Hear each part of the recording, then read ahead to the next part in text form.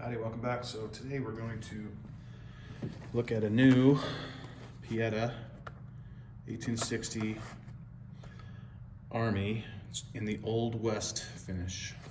SKU is 0460864. And this is the typical Cabela's Pietta box with the typical Cabela's muzzleloader black powder manual that may or may not be applicable to the gun you're buying. Same with the Pietta black powder manual. Styrofoam box, and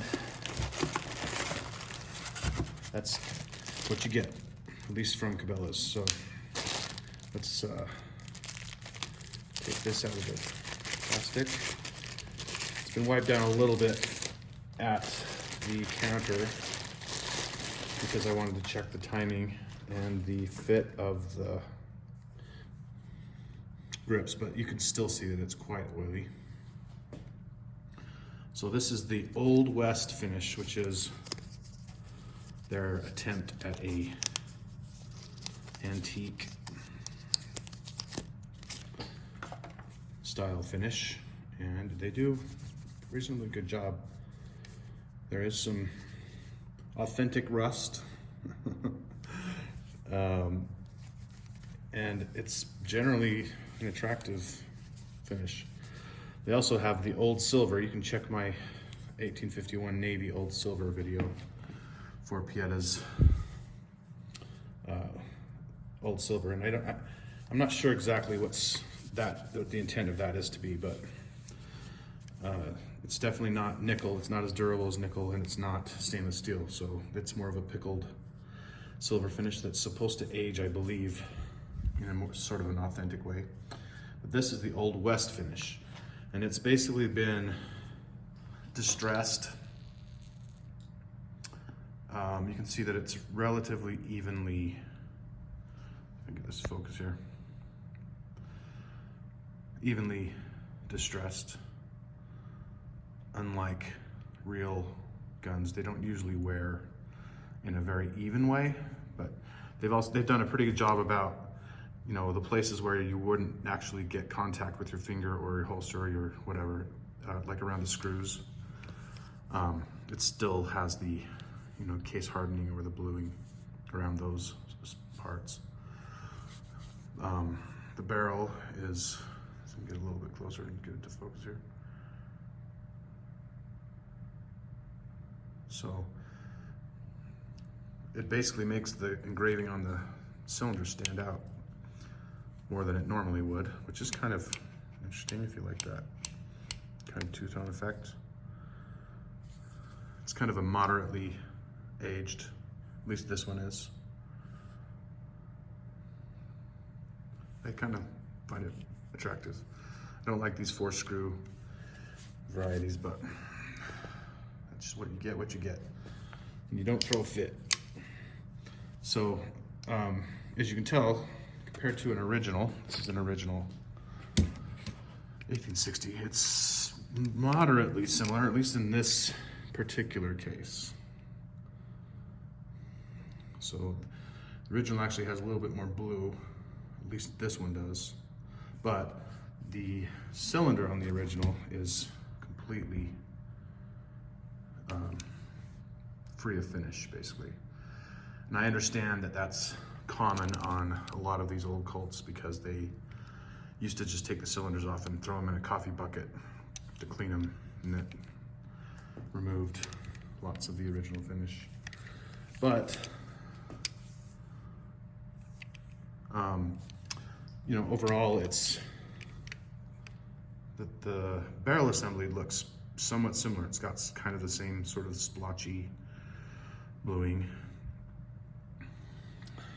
The wedge is not, I guess they did distress this part of the wedge right here, but at the top of it is, you know, black, as is the other side. And the ramming lever, loading lever screw is completely blue.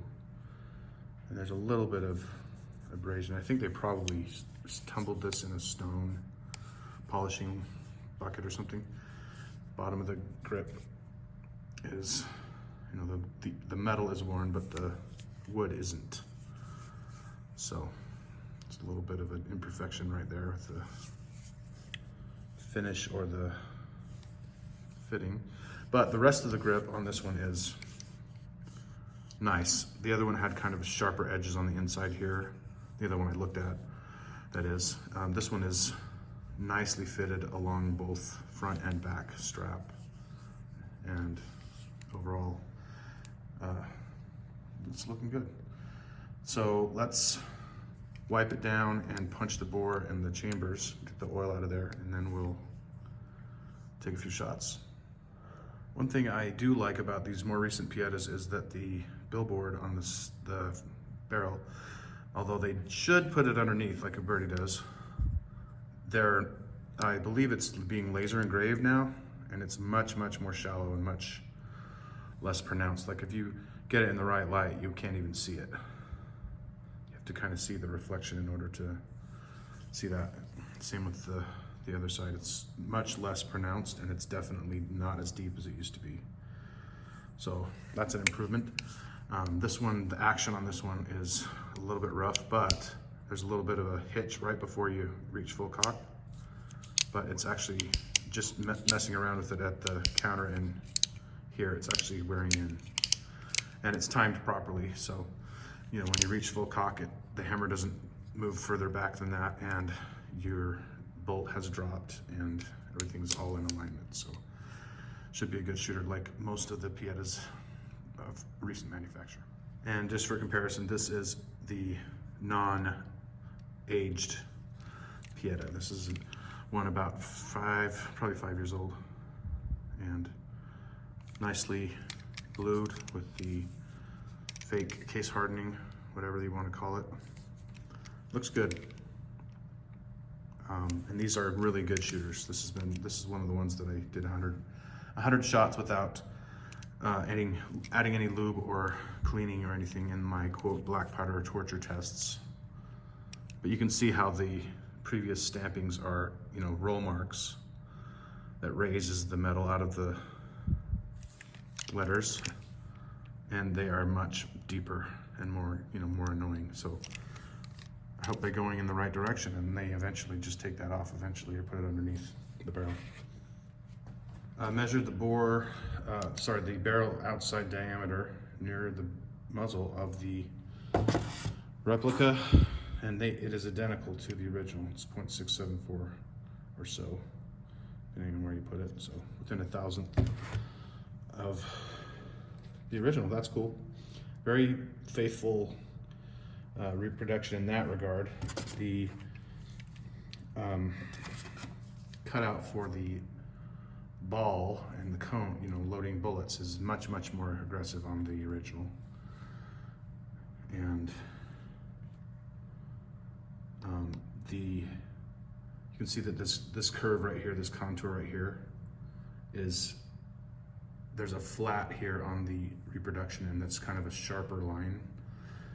This contour here is more polished through on the original. It's more of an organic swoop rather than this defined line. But other than that, they're very, you know, very similar. The this original has the provision for the stock. The Pietta stock is different. You can see the notches are different, and the cutout on the recoil shield is different. The original is shaped differently, so the stock that I have for the original will not fit on the reproduction. The claws or whatever of the stock won't fit. All right, so I ran into a bit of a snag. Like many of the Piettas, this one was assembled by Guido, who carries a large hammer and mashed that wedge in real tight, so I can't get it out right now. I don't have my wedge puller or pusher and a hammer today, so I wiped down the bore and the chambers as well as I can from the front, and I'm going to fire some CCI number 11 Magnum caps to try to clear out the oil, but I'm going to shoot it first and then clean it and take it apart later this evening. So let's shoot these caps off and see how they go off. I haven't really pushed them onto the cones very firmly.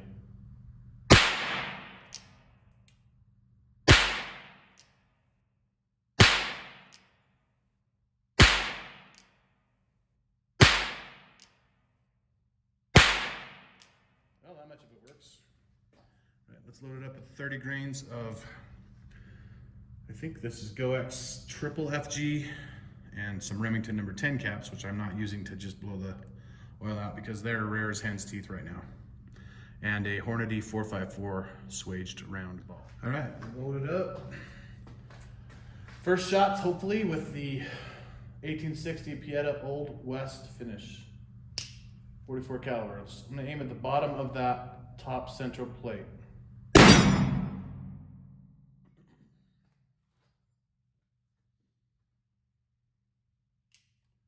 like the 44s. Hold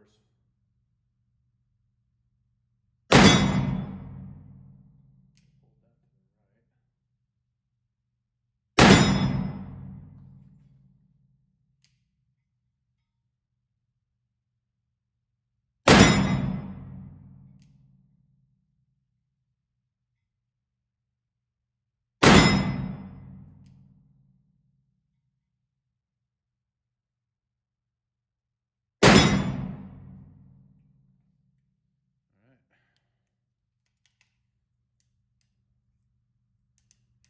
No problems so far. Let's go take a look. So not too bad. It's on for windage. There's 4 right there and 2 right here. So either I'm pulled, well, I felt like I pulled one right, but maybe I was shooting here and I actually started pulling him right. So I was aiming here. So that's about 10 inches high at 18 yards. Some of them that I have shoot closer to point of aim than this one, but that's typical for all Colt replicas in the original barrel length that I've found. They shoot either moderately high or quite high, so they need to be sighted in. So that was just offhand, couldn't see the target and it was moving, so those are my excuses. Let's shoot some more. Forgot to mention I'm also using Luke felt wads from Eastern Shooter Supply. So this is about 28 grains of GoX FFG. And I'm gonna try this unhistorical two-handed hold. I'm gonna hold the bottom of the paper here, 15 yards.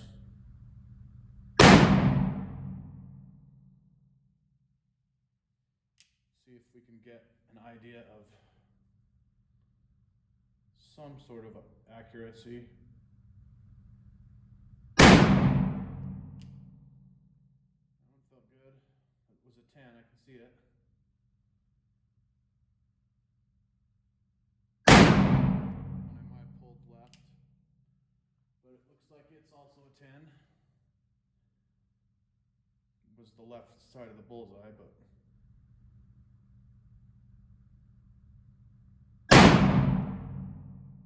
like maybe a wad cut the left.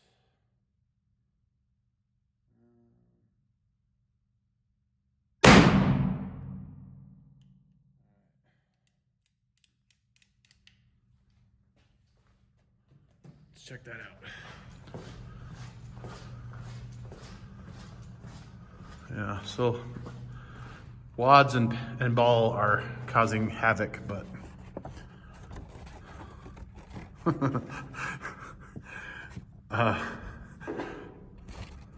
got 1/8, and I think that might have been a wad, but it might be a shot. 1, 2, 3, 4, 5, I think. So 1/9 and 1/8. Not great, but I was, holding here. So definitely on for windage, and maybe if I shoot further out, I wouldn't have a problem with wads. That's a wad. But I don't really shoot much paper anyway, so let's shoot some more steel. In case some of you are unfamiliar with these, this is a Ted Cash snail capper. Anyway, you refill them, you just dump your caps in, and then you need to use something sharp to flip them all over. That takes a while, but it's a lot less time than it would take to hand cap all of your shots. So That's just how you refill these in case anyone's interested. They're very handy. There we go. That actually probably took only about a minute. All right, let's try a different angle here.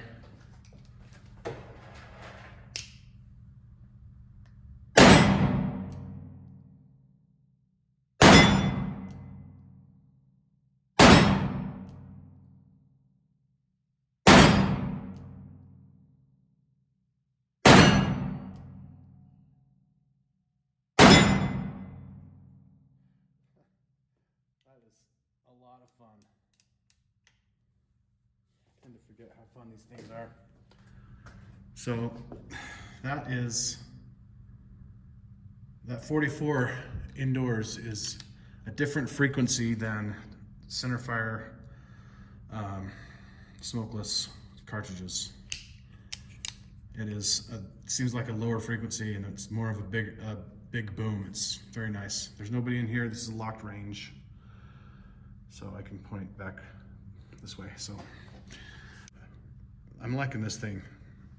It does have a little bit of a more authentic look to it, for sure. And it shoots just as well as my other Pietta Armies, which is to say, very well. There are those who say that you can't take these out of the box and shoot them as they won't be reliable or whatever, but that, in my experience, is not the case. This came right out of the box, as you saw. I wiped it down and loaded it up, and it's been, you know, I don't know if I've got all of them on film, but I've shot, you know, 5 or 6 cylinders full so far. No issues at all. I do roll my gun to the right as I cock the hammer on all of my cap and ball guns, and that helps. In my experience, it helps the fragments roll off out of the nipple area, and rather than getting caught up in the works. But these Piettas are, you know, very high quality in my experience, and I'm sure that a tuning would just make them even that much better. But I don't have the money for that, or feel the need for that. I don't even replace the cones. The Remington number 10 caps work best for me, and they blow up and fall off reliably. So anyway, I hope you enjoyed that. That's the Pietta 1860 Old West finish and 44 caliber black powder revolver. And if you like that, please leave me a like and subscribe and share. It helps with the algorithm. And see you next time.